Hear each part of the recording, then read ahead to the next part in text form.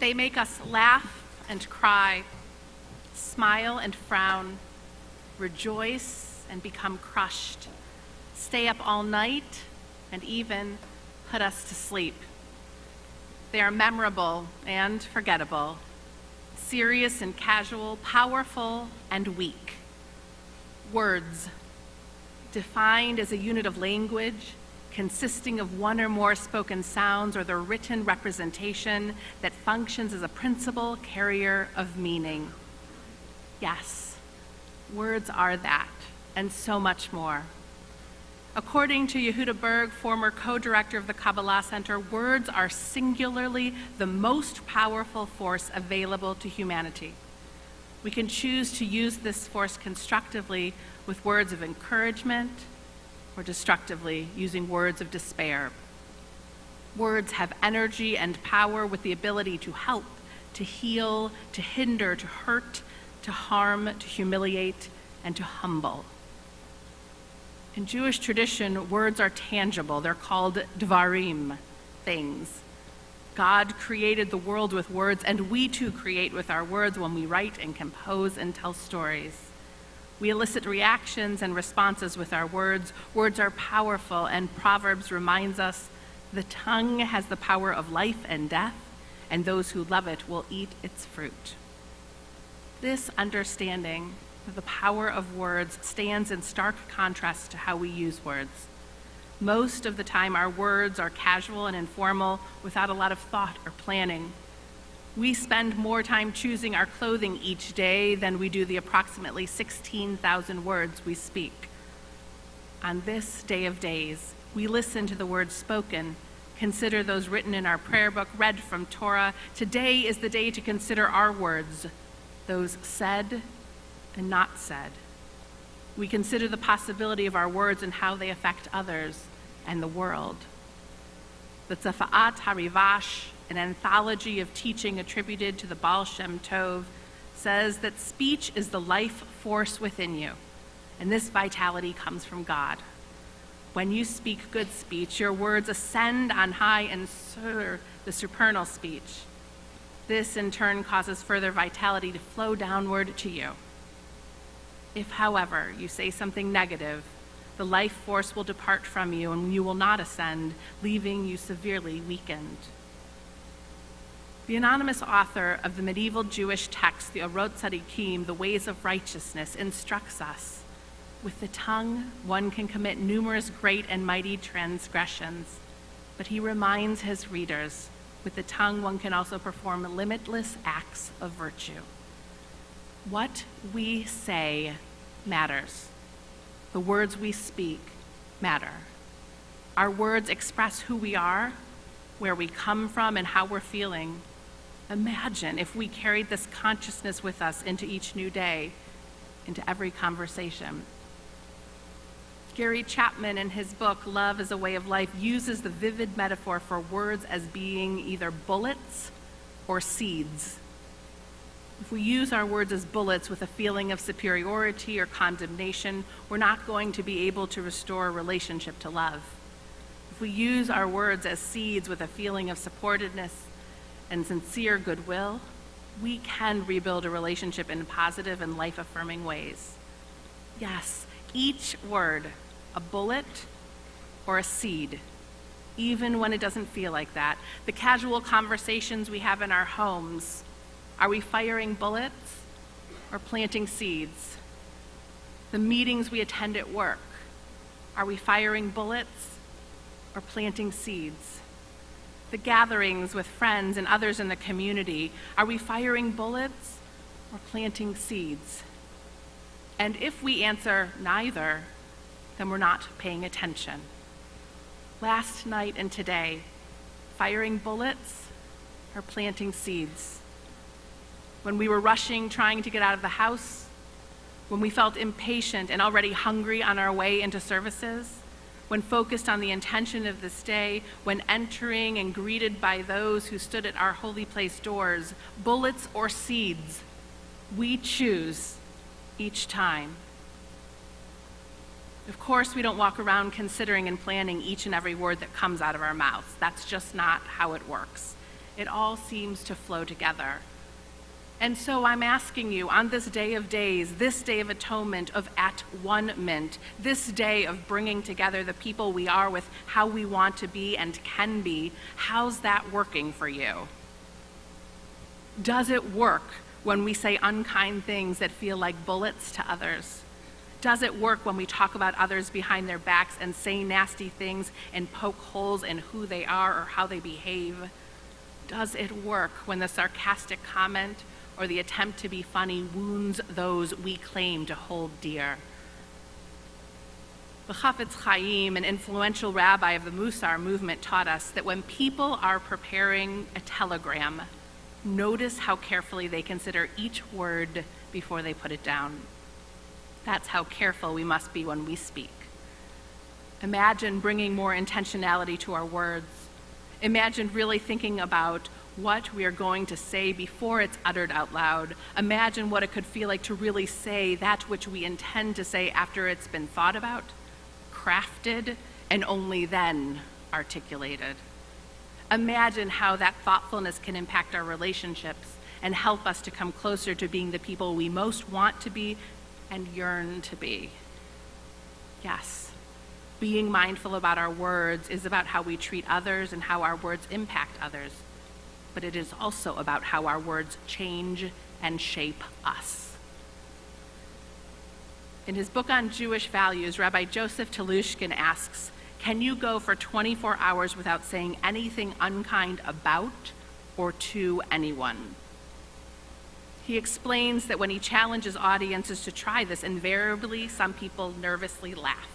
They are sure they cannot go a whole day without at the very least making an unkind reference about someone. On this day of Yom Kippur, I share with you that after reading about this challenge, I tried it. And it's hard, really hard. I started the experiment one evening at about 10:40 p.m. as I was finishing up some reading. I didn't tell Jeff or anyone what I was attempting to do. I just closed the book and headed off to bed. The first 8 hours were easy. The next morning, I caught myself in the middle of sentences saying things that were unnecessary, harsh, or could easily encourage others to say something unkind. I knew for sure that when trying this challenge, I spoke less and thought more, something I imagine was appreciated by those around me. You know that lyric from Hamilton, talk less, smile more? This experiment brings that into focus. I share this with you because I know that at our core, we are all the same. We're the same in so many ways, and we are all struggling. Nobody that I know walks around with the intention of gossiping or hurting others. Rabbi Telushkin teaches that the Talmud, with its realistic assessment of human nature, suggests that almost everyone, even a person with the best intentions, utters a negative truth at least once a day. Yes, you heard that correctly, at least once a day. We aren't bad people, but when we seek approval or yearn for closeness from others by way of gossip, or when we say hurtful things about others or to others in anger and fear, we've lost control. Being our best selves, returning to God, means first we become aware of this, and next we do the work we need to in order to change the behavior. Traditional texts and teaching from contemporary sources are very clear. It's perfectly normal to feel angry, and hurtful speech or gossip is not the solution to anger. When feeling anger, controlling our words and anger is difficult and important. We feel how we feel.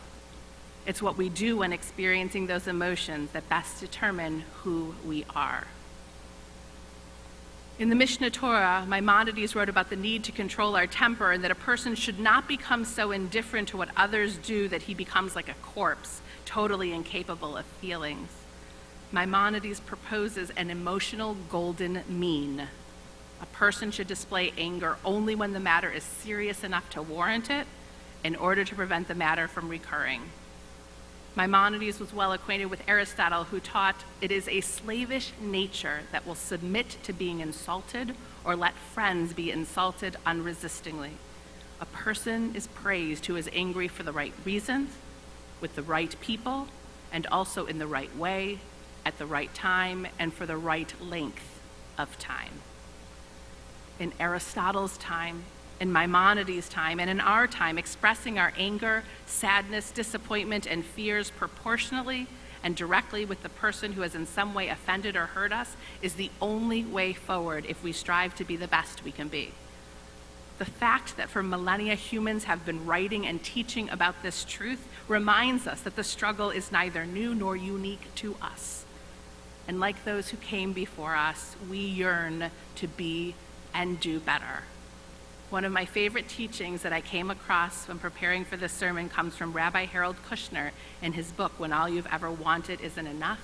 He wrote, "Only God can give us credit for the angry words we did not speak." According to the Talmud, one of the first questions the heavenly court addresses to those who have died is, did you hope for the world's redemption?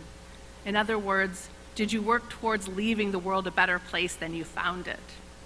If you become the sort of person who learns to avoid speaking hurtful things about others and to those around you, you will have gone a long way towards fulfilling the age-old mission that God addressed to humankind to perfect the world under God's unchallenged rule. The tremendous power of words comes from their ability to hurt, but also to heal. Rabbi Jack Reamer was at the cemetery with a grieving man for the funeral service of his wife. After the service, everyone left the cemetery except for the mourning husband and the rabbi. The husband remained at the grave for a very long while. Finally, the rabbi approached him. "The service is long over. It's time for you to leave," he said. The man waved him away. "You don't understand. I loved my wife." "I'm sure you did," the rabbi answered, "but you've been here a very long time.